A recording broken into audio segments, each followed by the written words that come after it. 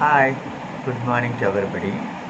இன்றைக்கி நம்ம பார்க்க போகிற சாங் வந்து விழியே கதை எழுது கண்ணீரில் எழுதாதே மஞ்சள் வானம் தென்றல் காற்றே உனக்காகவே நான் வாழ்கிறேன். இந்த பாட்டை நிறைய கேட்டிருப்பீங்க எல்லாரும். கேஜி ஜேசுதாஸ், சுசீலா அம்மா. படம் வந்து உரிமை குரல். நடிச்சிருக்கவங்க the great MGR and then Latha அம்மா. இது வந்து எல்லாரும் இந்த படத்தோட டைரக்டர் பேர் கேட்டால் எல்லாரும் அந்த காலத்தில் ஆச்சரியப்பட்டு போனாங்க. படம் வந்து டைரக்ட் பண்ணது ஸ்ரீதர் சாரா எம்ஜிஆரை வச்சா? ஸ்ரீதர் சாருக்கும் எம்ஜிஆருக்கும் சரிப்பட்டு வருமா?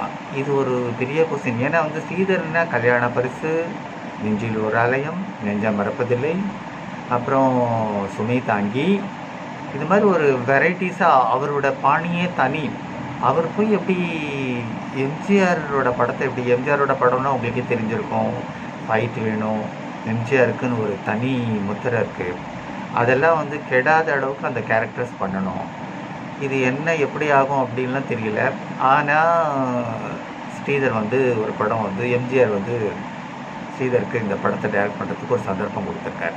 After a long gap Sridhar வந்து எம்ஜிஆருக்காக வேண்டி ஏதோ ஐ திங்க் ஒரு தெலுங்கு ரீமேக்குன்னு நினைக்கிறேன். ஐ திங்க் சோப்பன் பாபு யாரோ நடிச்சிருக்க படம் தான் நினைக்கிறேன்.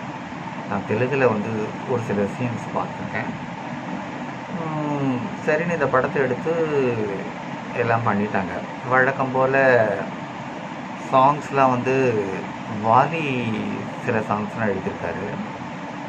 அப்போது கண்ணதாசனுக்கும் எம்ஜிஆருக்கும் வந்து ஒரு சிறு ஊழல் மாதிரி கொஞ்சம் சண்டை. இவங்க 2 பேர் இருந்துகிட்டே இருப்பாங்க. திடீர்னு பார்த்தோம்னா என்னென்னா 2 பேரும் வெவ்வேறு கட்சி. அதுதான் அங்கே பிரச்சனை. அதனால் கவிஞர் வந்து இந்த படத்துக்கு பாடல் எழுதுறதுக்கு எம்ஜிஆர் அனுமதிக்கிறேன்னு நினைக்கிறேன். அதுவும் இல்லாமல் எம்ஜிஆர் படத்தெல்லாம் வந்து ஒரு கனவு சீன் ஒன்று எப்போவுமே போடுவார். பல்லாண்டு வாழ்களை கூட பார்த்துருப்பீங்க நீங்கள். இந்த போய் வா நதி அலையே இருந்தது. அதாவது எம்ஜிஆர் வந்து கனவு கண்டாப்பில் எடுக்க மாட்டாங்க. எம்ஜிஆரை காதலிக்கிற நாயகிகள் வந்து கனவு கண்டாப்பில் எடுப்பாங்க. இந்த படத்துலையும் அந்த மாதிரி ஒரு சீன் வைக்கும்போது ஸ்ரீதர் வந்து கொஞ்சம் மசிஞ்சு கொடுக்கலன்னு நினைக்கிறேன். ஐ திங்க் விநியோகஸ்தருக்கெல்லாம் படத்தை போட்டு காட்டும்போது எம்ஜிஆர் படத்தில் அந்த மாதிரி ஒரு சாங்ஸ் வைப்பாங்களே, இது என்ன இது, அதெல்லாம் ஒன்றும் இல்லையே, அந்த சாங்ஸ் போட்டால் நல்லாயிருக்கும்னு சொல்லிட்டு எல்லோரும் ஒரு அதிருப்தியை தெரிவிச்சுட்டு போயிட்டாங்க. சரி, என்ன பண்ணுறது ஏது பண்ணுறதுன்னு தெரியல. கடைசியில் இதை வந்து யார் ஸ்ரீதர்கிட்ட சொல்கிறது அப்படின்னு சொல்லிட்டு ரொம்ப கஷ்டப்பட்டாங்க. அப்புறம் வந்து எம்ஜிஆருக்கு வந்து கடைசியில் அதாவது ஸ்ரீதர் கிட்டக்கு வந்து யார் எடுத்து சொல்கிறதுன்னு போது கடைசி நிமிஷம், அதாவது படம்லாம் எல்லாம் முடிகிற ஸ்டேஜ்னு நினைக்கிறேன். பூனைக்கு யார் மணி கட்டுறது, கடைசியில் மணி கட்டி விட்டுட்டாங்க. எல்லோரும் சேர்ந்து ஸ்ரீதரை வந்து ஒரு வழியாக சம்மதிக்க வச்சாங்க. சரி, எல்லாம் கரெக்டு. எம்ஜிஆரை சம்மதிக்க வைக்கணுமே. எம்ஜிஆருக்கு வந்து கனவு சீன் ஒன்றும் புதுசு இல்லை. ஆனால் அவர் வந்து ஆசைப்படுறாப்புல கனவு சீன் வைக்க சொல்ல மாட்டார். இது ஸ்ரீதருக்கும் தெரியும். சரி, கதாநாயகி வந்து நினச்சி பாடுறாப்புல ஒரு சீனு. இது வந்து ஆக்சுவலாக வந்து இது வந்து இந்த பாடலே வந்து வேறு ஏதோ ஒரு படத்துக்காக எழுதியிருப்பாங்க போல இருக்குது. அந்த பாடலை வந்து இதுக்காக யூஸ் பண்ணிக்கிறதுக்கு கவிஞர் வந்து பர்மிஷன் கொடுத்துருக்காங்க போல இருக்குது. கடைசி நிமிஷத்தில் என்ன பண்ணியிருக்காங்க, அவசர கதியில் வந்து காட்சி அமைப்பில் பார்த்துருப்பீங்க. ஒரு பெரிய வானத்துலேருந்து ரெக்கை மாதிரி வச்சுட்டு இந்த ஏஞ்சல்ஸ் மாதிரி எம்ஜிஆரும் லதாவும் ஒரு பெரிய அந்த இதில் பறந்து வராப்பில் இதெல்லாம் இருக்கும். மேகம் மூட்டம், அப்படியே புகை மூட்டம், இதெல்லாம் போட்டு இந்த பாடலை வந்து ரொம்ப சிறந்தையாக அழகாக எடுத்துருப்பாங்க.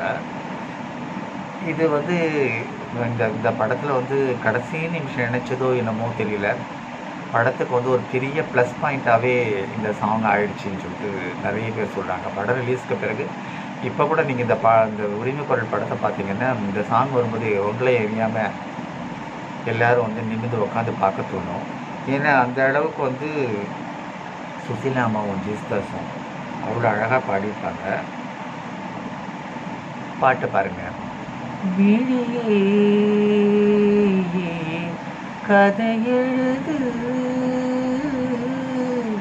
கண்ணீரில் எழுதாதே மஞ்சள் வானம் தென்றல் காற்றே உனக்காகவே நான் வாழ்கிறேன்.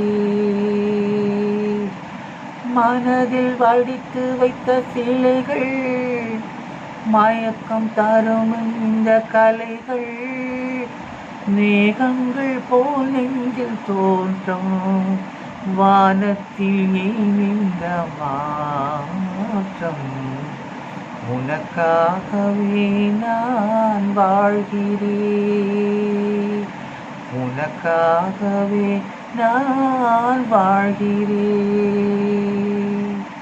இதுதான் சாமி. 92 சரணங்கள்.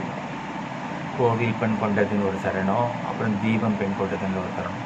ரொம்ப நல்லாயிருக்கும். ஜேசுதாஸும் சுசீலாமாவும் அழகாக பாடியிருப்பாங்க. அதுக்கு எம்ஜிஆரோட லதாவும் ரொம்ப அழகாக நடிச்சிருப்பாங்க.